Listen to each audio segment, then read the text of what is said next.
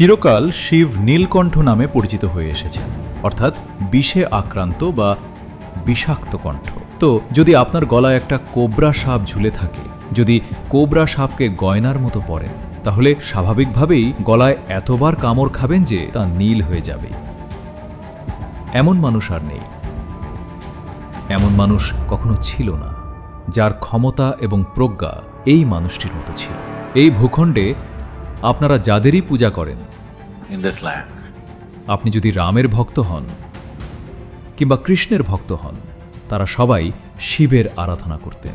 কৃষ্ণ কখনো তার সকালের শিব পূজা সম্পন্ন না করে দিন শুরু করতেন না, কখনোই না। বিশেষ করে মহাভারতে উল্লেখ আছে যে যুদ্ধ চলাকালীন সময়েও, যুদ্ধের সেই 18 দিনেও, যখন বাকি সবাই ব্যস্ত আর চিন্তিত যে আজ যুদ্ধে কি হবে, কিন্তু তিনি তার সকালের শিব পূজা না করে বেরোতেনই না।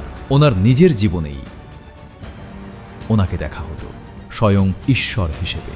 এমনকি তিনিও, কারণ শিবের মতো আর কেউ কখনো ছিল না। তার ক্ষমতা, তার প্রজ্ঞা এবং তার উপলব্ধিকে দেখলে মানবজাতি আজ পর্যন্ত চেতনার যে সর্বোচ্চ শিখর স্পর্শ করেছে তা এটাই।